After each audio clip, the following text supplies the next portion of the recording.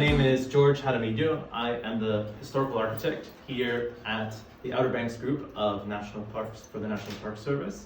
I am a recent transplant, just here about maybe five months ago.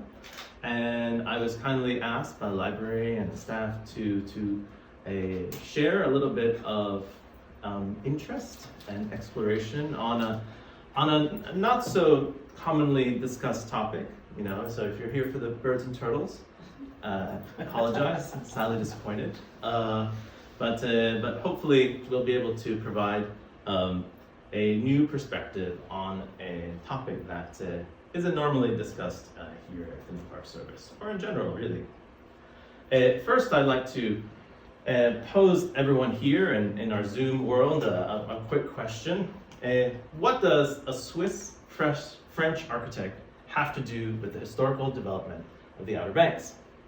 This is our friend and kind of compatriot, Le Corbusier, who was Swiss French and kind of the master, or one of the many masters of modernist architecture of the early to mid 20th century that span across the world. But even more interesting is how has this design and kind of become entangled in not only the national park, but then how does that get implemented here across the Outer Banks? And so I'd like us to kind of keep that in the back of our head, look at how these examples are then expressed across the three areas that the National Park Service has in the Outer Banks, and begin to think about why do we care about them, and what is so important about them. So first, I'd like to express this notion of what is Mission 66? What is this program that lots of people, perhaps you may have heard or may have not heard, perhaps from the Wright Brothers Visitor Center. But Mission 66 was a program that was established in the mid-50s by the Secretary of the Interior, as well as National Park Service Director, to update, you could say, to really transform the infrastructure that was trying to protect, as well as to provide service for the maximum enjoyment of the people who were in and visiting the national parks. There's a great statement called enjoyment without impairment, which is a kind of a difficult statement to unpack, but we'll hopefully begin to look at that as we go through the presentation.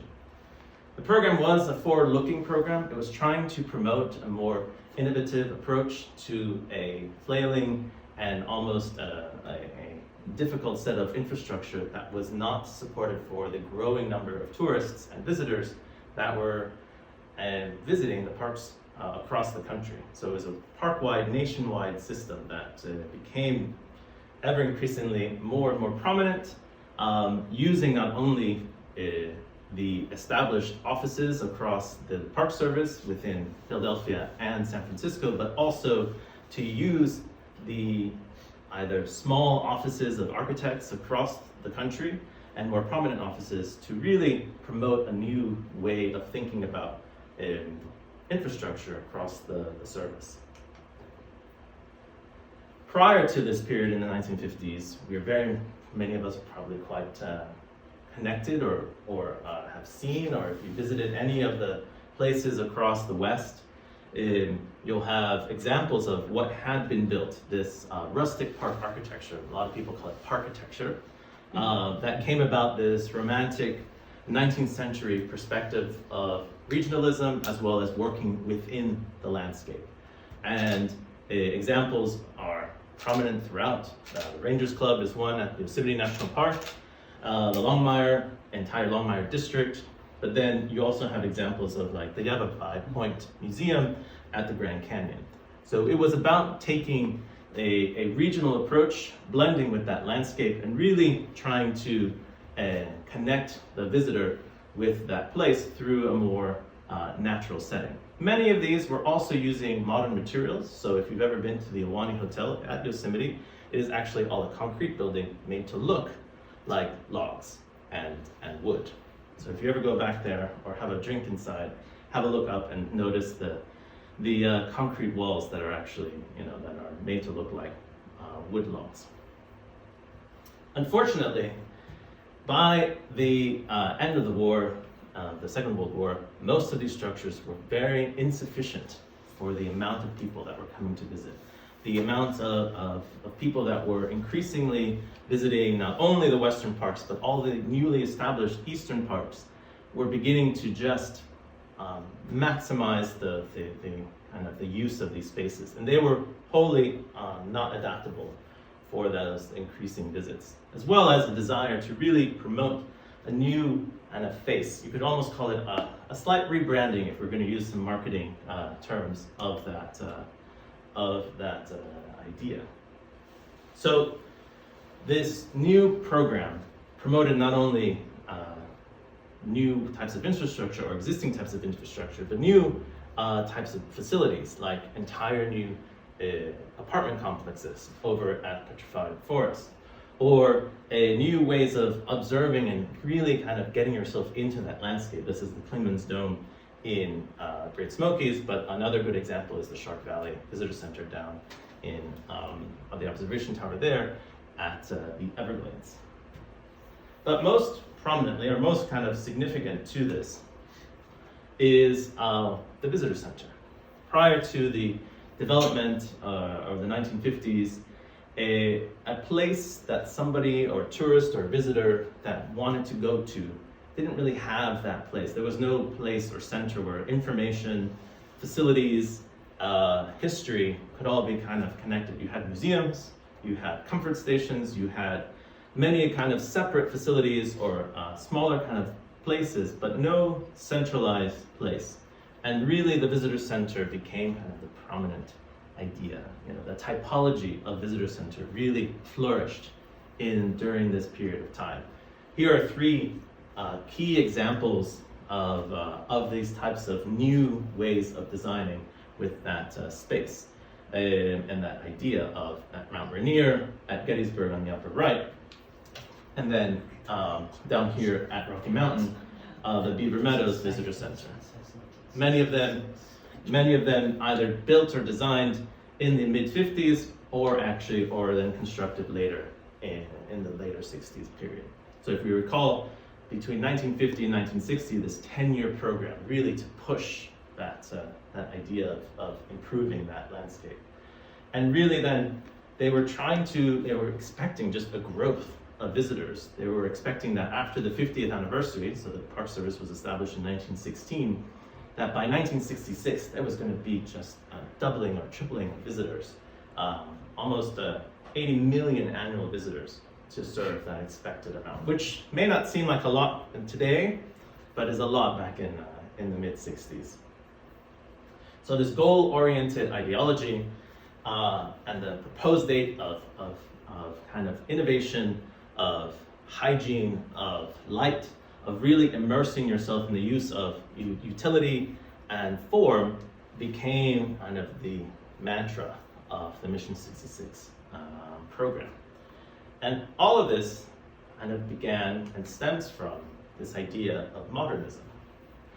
And in architecture, this stems from a series of kind of breaks from tradition, a radical movement in architecture that spread across Europe in the early 20th century. So over the course of 20 years, you have a style of what's just called secessionist movement style from Brussels as well as in Austria, to then in 1928, the design of the Villa Savoie by Le Corbusier, our Swiss-French friend that we showed at the beginning. And as well as the Barcelona Pavilion by the German architect and Lily Wright, built for the exposition by Germany in Barcelona, hence why it's called the Barcelona Pavilion, in 1929. So over a span of about 20, 30 years, we have this radical change, a transformation of, we had just had a big world war. There was many kind of destruction that had been experienced, a trauma, kind of like a global trauma had been experienced. And there was this great break. They're just like, we don't want to deal with that past. We really want to bring a new way of thinking about the future. Granted, that future included cars, transportation, use of materials that perhaps may not be the most sustainable. And so we are now today dealing with those repercussions of this kind of break from tradition. But at the heart, and these are the tenets of modernism for Le Corbusier, because there are many different ways of interpreting that modernism. You have, say, like ones by Frank Lloyd Wright, ones by Mies van der Rohe, and by many other kind of key architects of that time period. But to kind of simplify things, and you'll kind of see that a lot of things here connect to our OBX and designs as well. There are kind of 5 key tenets for our friend Cor. First, the idea of pilotis. Pilotis are basically columns, so a building is raised up on columns. The ground floor becomes a kind of an open space, and all living happens on the 2nd or 3rd floor, or if you're in Europe, the 1st floor and the 2nd floor. Second, you have this notion of a free facade. That means all the columns support the structure, and there are no external walls that support the building.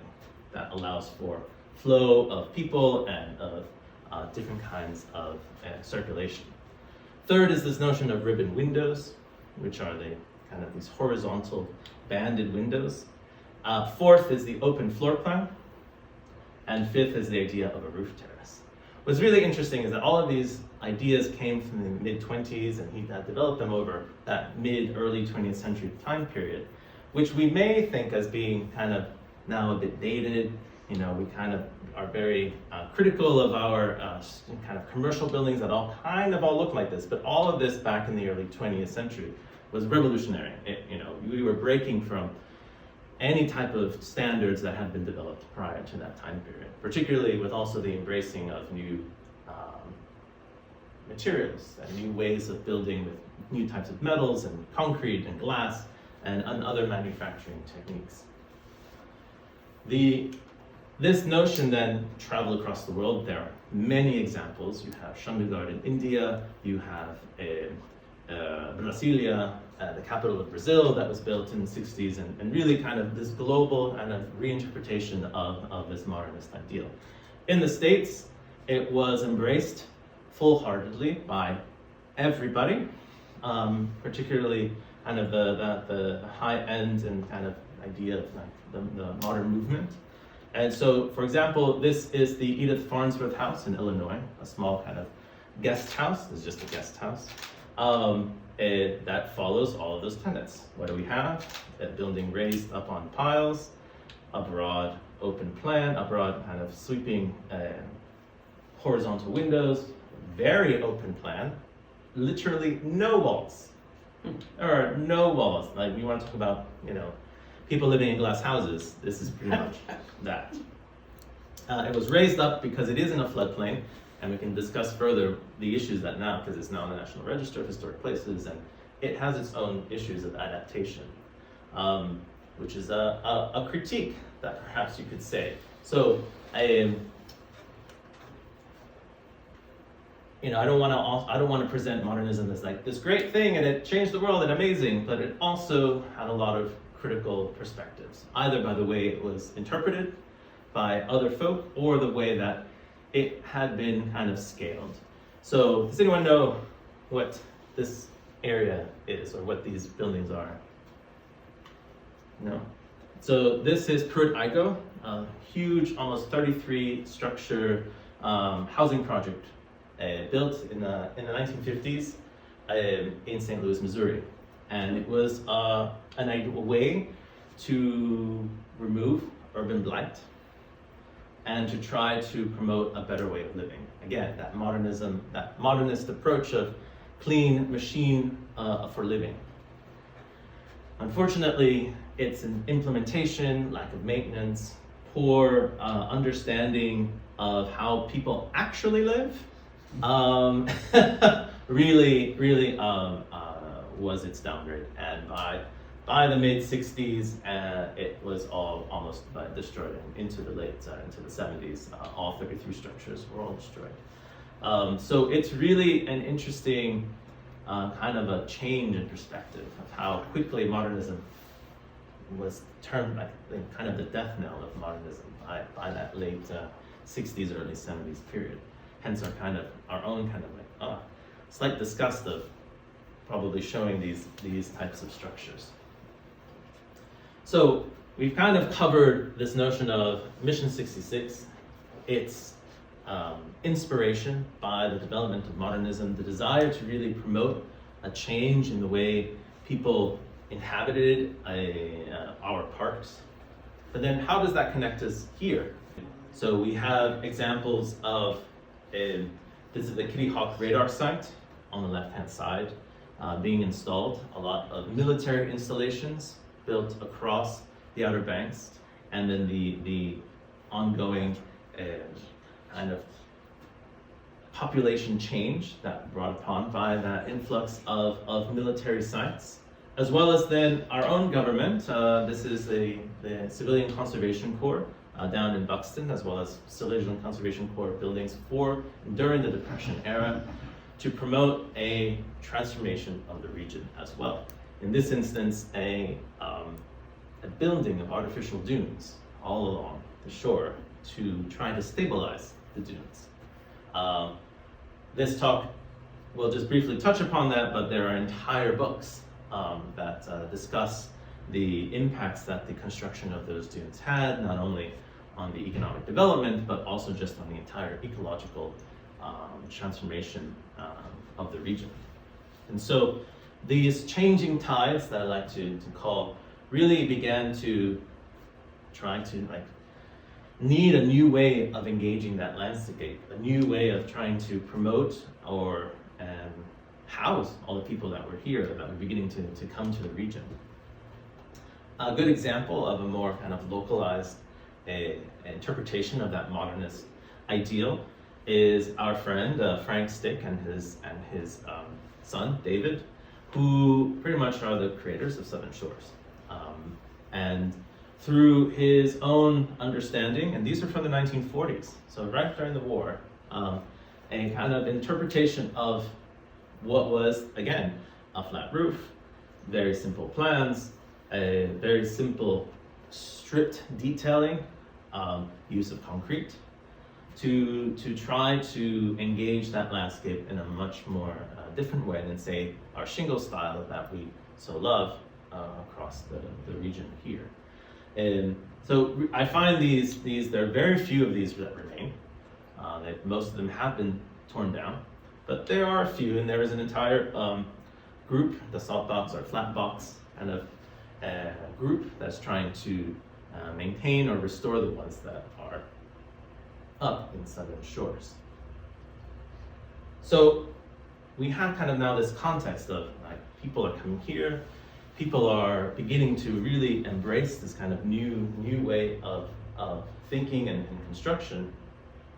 And you could say that at the same time, the NPS, National Park Service, was then coming here to establish themselves across three of the sites that eventually would become our three units that are present today. There we go. So our three sites are Fort Raleigh, National Historic Site, the Wright Brothers National Memorial, and Cape Hatteras National Seashore. All three are kind of inherited components, and the Park Service takes ownership or control for the public of these different sites. And I'll touch upon very briefly the histories of each one and how over the course of the 1950s and 60s, each region, each site became kind of engaged in that program of the Mission 66. All three really became established during that 1950s, 1960s period. Even though some have been initially established earlier or had been managed by other agencies or other organizations like at Fort Raleigh, and even like the memorial itself, they all had kind of then been kind of taken by ownership by the National Park Service. So first we'll look at our Wright Brothers National Memorial. the War Department having to establish the monument in the late 20s, early 30s, and building our lovely kind of Art Deco giant pylon of granite out on the little hill. By the 50s, there was a transfer of ownership to the service. Actually, by 1933, there was a transfer, but it wasn't until after the war that we had this establishment of what do we do with this monument? How do we begin to reinterpret that site? And a young group of plucky architects called Mitchell and Diogada from Philadelphia, who were inspired by our friend Le Corbusier as well as Louis Kahn and this kind of new round of modernist development, began to rethink how do you connect a person coming to that place, and how do you rethink the broad perspective of really the celebration of a human's achievement of flight. And so we have, these are kind of the original sketches from the kind of the presentation set of drawings. And again, you have, this is a floor plan with some really lovely shadows. So we see an open floor plan, very, very limited walls on the outside, broad sections of glass. And then, we have then also this kind of celebration of flight by this amazing cupola that is uniquely structural in its construction. And then in its finishes on the inside, they use some kind of natural materials mixed with the concrete and the metal frames of the glass, of the windows. There we go. Mitchell Jurgala would carry on to become a very prominent architecture firm, not only here in America, but also would then build and design the National Parliament building of Canberra in Australia. About 20 some odd years later, after they built this building here in the Outer Banks.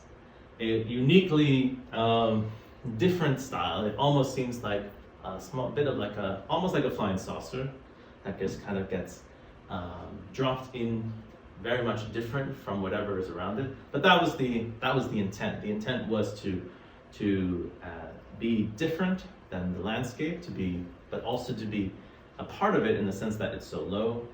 It's not this kind of tower. It's not a giant granite monument, out sticking up the top of the memorial. So it's a different way of interpreting that landscape, as well as allowing for people to visit and learn about the events that have occurred at the site. There's a whole series of photographs by Alexander George that are absolutely beautiful. We should kind of share them because they're really amazing. For our second example, at Fort Raleigh, we have a very different way of interpreting that Mission 66 perspective and form. In this instance, I love this kind of, especially with the little rounded edges of the slide. We have a slightly more regional kind of interpretation of that modernist ideal, a use of natural materials on the outside, but again, a reformatting of the site itself. The site had been kind of collaborated or cooperated with the Roanoke Island Historical Association, as well as the state that had control over it. And by the 50s, it too had been transformed, or was beginning to be transformed and planned for a new type of set of facilities. Not only a visitor center, but also a new administrative headquarters for all three park units here in the Outer Banks. So this would become this kind of complex of structures, as well as, I don't know if it's here, but it's in the picture, the Lost Colony Administration building. So in this example, the notions of modernism were slightly tweaked to fit the particular settings and the particular landscape, as well as in this example, we have an entire site modified through new types of circulation, new sets of parking, and kind of that merging of two organizations that share this common purpose. So here we have the administrative building, our headquarters, the visitor center, as well as this is the Lost Colony admin building. And just off to the left of this would be then the Elizabethan Gardens. See how quite forested it is. The Park Service did remove most of the kind of reconstruction that had occurred at the park, at the historic site, to the chagrin of most of the people of the Outer Banks. They were really, had grown quite accustomed to that reconstructed fort. So there, there were a lot of, it wasn't just like, woohoo, yay, new buildings, but it was all quite a bit of a tenuous connection between the regional populace and this kind of federal space. You can see them trying, there's little remnants of the old fort entrance. There are these two fort towers that still actually exist. We still actually have them. So that's a good thing. In our third example, we have our national seashore. The seashore is quite a complex set of land exchanges, purchases, as well as a new type of park in itself. The establishment or the kind of thinking of it by the authorization by Congress in the late 30s, but its actual establishment and designation in the 50s, so a 20-year period of time that really was thinking about not only how do we protect a different type of landscape that isn't these big Western parks or these kind of tiny historic sites, but a dynamic landscape, one that had historically been used for many types of purposes. And so over a period of 20 years, it was kind of battled out, to say the least, and even to today, as to how do we use that seashore. And again, that kind of balance between conservation and use. And the seashore itself, finally established by the late 50s, had to come up with an entirely new way of management, of engaging the people that we're all now visiting, and that growth that we had just spoken about. And so really, I find the kind of that early 50s and into the 60s development of an entirely new kind of set of ideals, very different than the park architecture and designs that had been established prior. So you have new types of signage, new typography, right? That was very different than your kind of traditional kind of stick kind of designs and all of that. You had really a way of rethinking that space. You also had modern comforts established throughout the entire kind of distributed nature of the park, this kind of linear park. So you had all types of new forms of comfort stations. Our maintenance facility at Bali Islands, if anyone's gone by there, it's right at the end of that Knight's Head village. And again, if we begin to see, what do we have? These kind of raised platforms that we are so common, obviously here, because of the sand and the way that we have to build. Really, kind of that modernist ideal kind of fit quite well. Again, in these kind of broad kind of sunshades. We also had some future comforts that never actually got built, and this is a drawing of a potential interpretive observation station that was planned to be built out at Cape Point. So this is the edge of Cape Point here.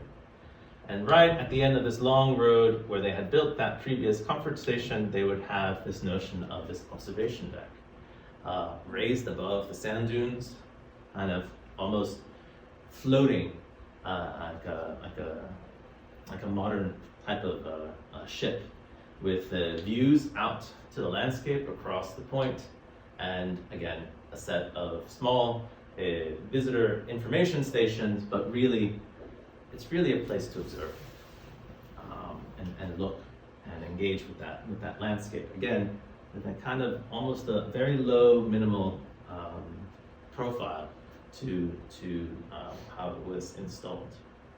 It would have been quite interesting to see how they, if this had been built, whether it had been used or not. We also had a new way of materials, a new way of using the materials, and this is where we have the really great image that's in the Dare County Library's website. At Coquina Beach, a set of sunshades as well as changing stations and bathrooms were built to provide a space for recreation, but also to protect from the sun. And these sunshades were built out of a combination of steel and then clad in wood to protect the steel, and then raised up on platforms. So you have these three shaded kind of umbrella structures, you could say, and then this more rectilinear set of booths, as well as you can see that they kind of would reuse the types and styles of the former comfort station. So they kind of merged these three design components into one, right? Fairly much right along the shoreline, to create this type of experience. So I really love this photograph because it evokes this incredibly dramatic presence of the landscape. Also, it really makes a statement that that is different than anything else that had been in place, and really tried to present itself as a new way of engaging that landscape. So the park had just been established, had just been built, and now they're trying to really promote that new way of engaging that place.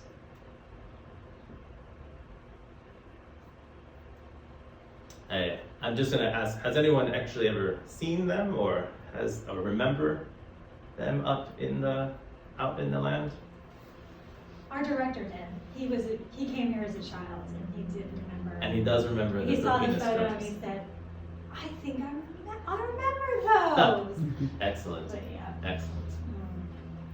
So, we've kind of now covered this broad three areas of the region of the Outer Banks in relation to the National Park Service, and the way that this modernist ideal was implemented in three unique spaces.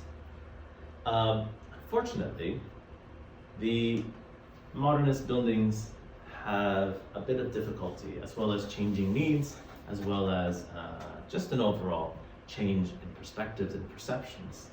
Primarily, we have just materials. Many of the materials that were used were either they need to be maintained, and unfortunately our maintenance isn't the best sometimes, or there's just a backlog of maintaining our structures, or because of the existing conditions that we have, the materials that perhaps would be useful in, say, the desert south may not be useful for a coastal environment.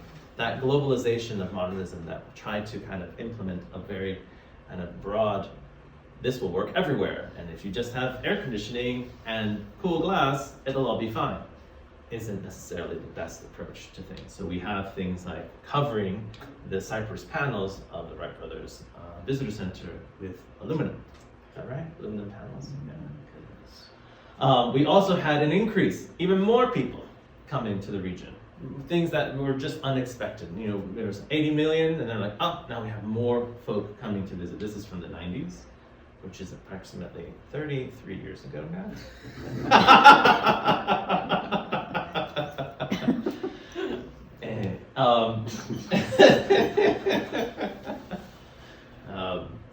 And then finally, we have, and we have all experienced the dynamic environment of climate and weather that we have here on the Outer Banks in particular.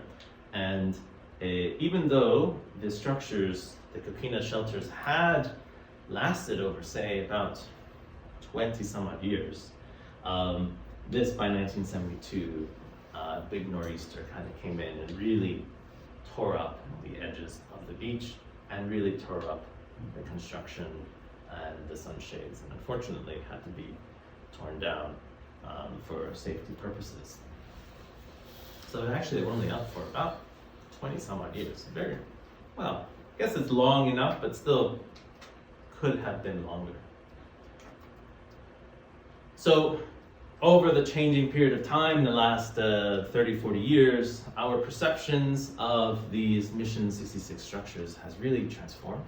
What was this kind of modern, innovative space became dated very, very quickly due to just changing needs, our own kind of perceptions. They were maybe not adaptable enough and maybe ran with the same issues that our earlier park, that rustic park architecture also came into play. So we have examples throughout the Park Service where many of the buildings by the late 90s, early 2000s were destroyed to make way for new types of buildings that either, again, hark back to those National Park Service architecture rustic buildings, or a new, more contemporary perspective and more adaptable structures, or just bigger or more energy efficient and other kind of components. This, for example, is the cyclorama by Richard Neutra, who in Gettysburg, that it did get destroyed in the early 2000s.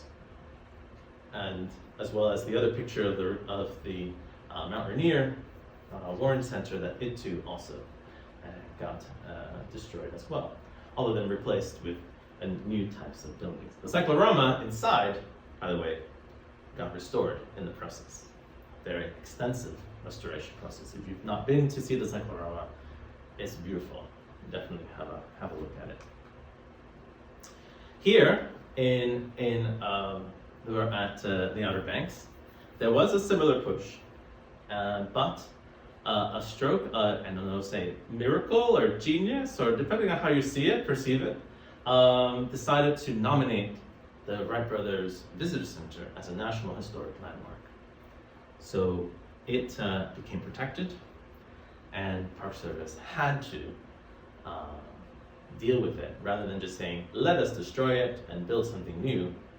Let's think about how we can restore it.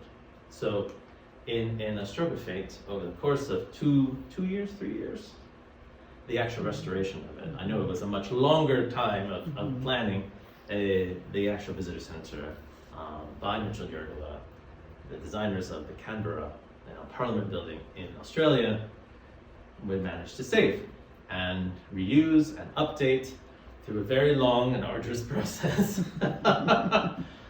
Working with contractors, working with construction folk, working with staff and regional and national folk to really think about how do we restore this very different building, very different from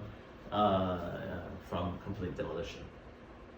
And so our changing perspectives, our changing needs really kind of became challenged, right? You know, we were trying to kind of be promoters of history, and here we were trying to destroy it, but at the same time trying to really now bring it back, this more modern history of the region. So we've kind of covered these three areas, these three regions, three sites. We've looked at the way that this kind of European ideal spread across the world and influenced this part of the world. And really what I wanted to kind of then bring it all back to is why should we care? Why is this important? You know, what is it about these buildings that A, either don't exist anymore, or B, that are quite almost fragile to begin with?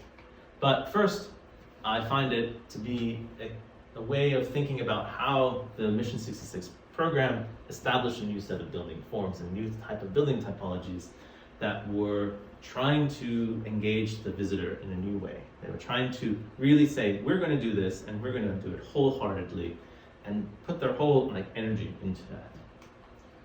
Second, they really tried to promote an efficient people's architecture, right? People had finished, the war had finished in the late 40s, a brand new way of thinking about kind of this optimism of the 50s was beginning to be broadened across the country, and the service trying to promote that in its new structures. And finally, transform the perceptions of how the service what the service offered to the public and what were those dynamics and how they really changed the way not only we engage the visitor through a visitor center, but also the facilities and the comforts that are provided. And perhaps then, those changes then take effect today. Perhaps back then it was like, oh, we're great, we're going to be really excited with these new facilities, but thinking about in the next 50 years, what does that mean for then future sets of services? Conservation, new science, new ways of thinking about economic development, new forms of understanding our own kind of dynamic landscape really began to impact the way we see these. But again, it's about kind of thinking about these structures as a way of pushing those boundaries. So in the end, I'd like to kind of have us think about how these bits of construction, they're not the birds and turtles, they're not the lighthouses, they're not our life-saving stations, but they are a part of the history of the region, our kind of cultural legacy, not only from a kind of a governmental point of view, but also from a more regional perspective. Some have gone, some have remained, but really about thinking through an acknowledgement of our built heritage as it evolves, an appreciation of that diversity, that it's not all one particular type of structure or one particular type of cultural component, but really an entanglement of that. And then an advocation, to advocate for adapting, for reusing, for reinterpreting those spaces, and really trying to bring about that change and transformation for our future. So thank you very much. I appreciate your attention here in person and online. There are plenty of further readings. There's just 3 that are really, really good examples of Mission 66. Older books from about 20 years ago to more kind of modern thesis as well. And if you go online, our Park Service sites have a series of unique web pages dedicated to Mission 66, either per park or in a much more larger park historic program.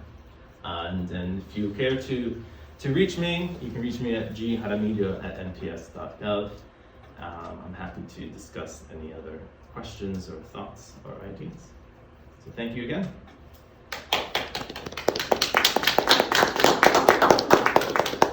So we'll take questions either from the audience here or from our Zoom world.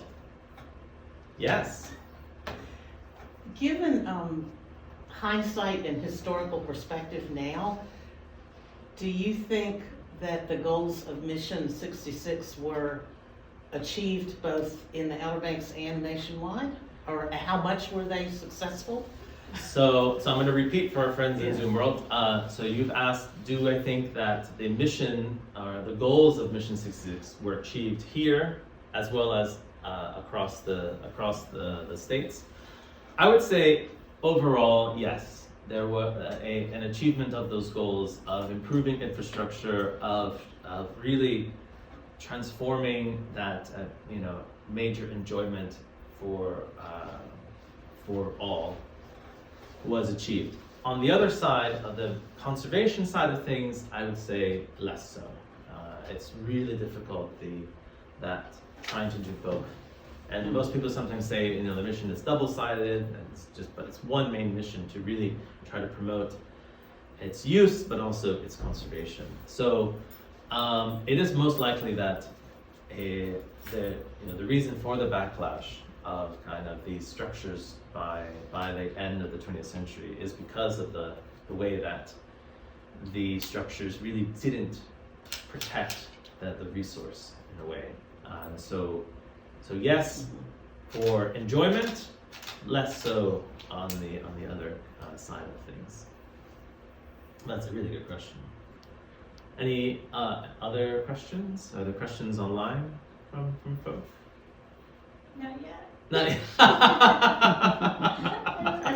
Oh, here's another one. We got another one there. Has there been anything like Mission 66 since Mission 66, some sort of long-range visionary historical architecture type plan? So the question is, has there been any contemporary version of a Mission 66 for the Park Service? Not really. There have been attempts to try to, say, bring a more coherent and cohesive, say, image of the Park Service. So at Harper's Ferry, we have kind of our visual styles and we have visual brands, and so there is a more standardization of our, so like the park unigrids is a very specific set, you know, and the park and the arrowhead have very specific visual identities. And so in that instance, there has been a desire to kind of standardize. But again, we have parks like Yosemite and Yellowstone who have very particular sets of regional identities, who have their own way of doing things, and then more modern parks that may not need all of the extra signage or extra typography. So there has been some desire. There are, say, for example, regional ways. So here in the Outer Banks, there's a push for thinking through adaptation of our historic buildings as well as any new buildings for climate. That is then more influenced from a science-based approach rather than just we have too many people and let's kind of use this way of thinking.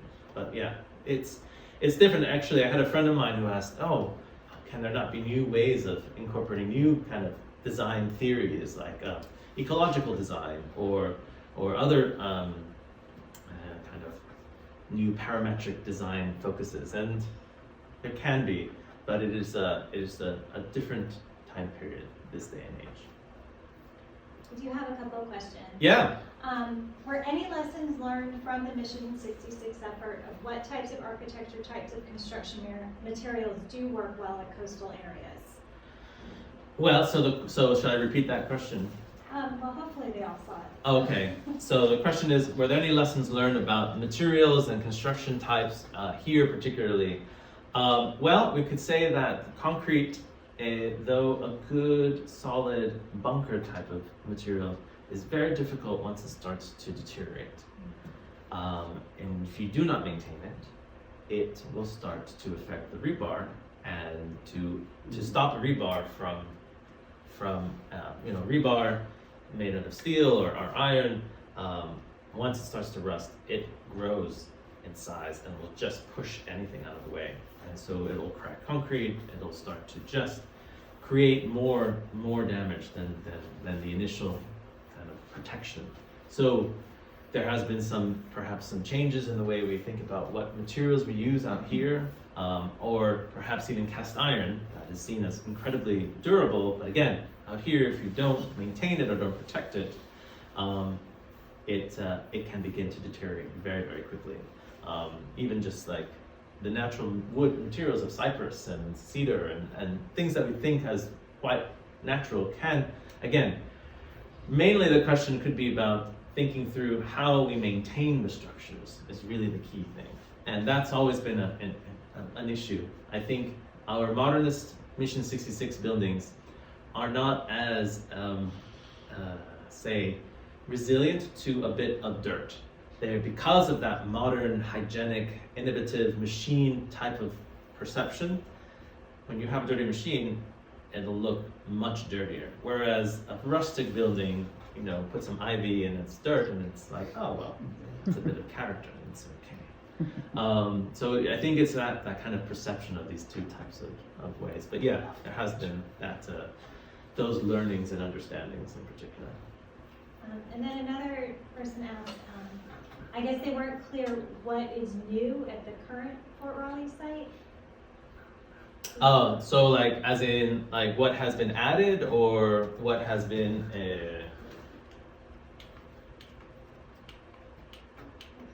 kind of go back. Actually, here's a good map. Here's a good map. One second. I gotta go back there too. Ah. I gotta keep up with you. Where are we? We're on significance. Okay, Yeah. very good. So there's this is a good map of the entire site and all the kind of components that were added. The initial site was this unit here that was handed over to the Park Service or collaboration, and that's the Waterside Theater there, and the fort is here. So everything that is outside of this kind of quadrilateral, as well as the Elizabethan Gardens, was added through the 1960s. So that included the new road. So this is the old road, the old State Road 345 that used to cut through and end at a ferry terminal, correct? And then the new road that led to the new bridge, and then the new approach with new types of circulation, the two new structures of the Park Service, the new Lost Colony Activities Building, as it used to be called, but now it's the Admin Building, the kind of roundabout approach that is where you enter to the Elizabethan Gardens. Alongside then a residential area. So if you go down Parapet Road to what is now Etheridge Point Beach, you have on the left a series of 4 very small, kind of, well, big for that time period, set of 4 residential structures, a maintenance facility as well. And so it was basically all of this is all the new part, new. Now it's about 60 years old. That has been added when the Park Service took over.